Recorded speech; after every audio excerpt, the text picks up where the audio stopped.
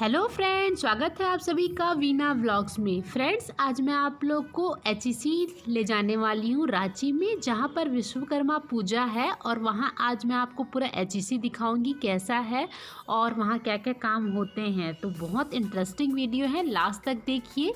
और जो मेरे चैनल पे नए हैं वो प्लीज़ मेरे चैनल को सब्सक्राइब कर दीजिए, लाइक कीजिए एंड शेयर कर दीजिए। और देखिए एचईसी रांची का खूबसूरत नज़ारा।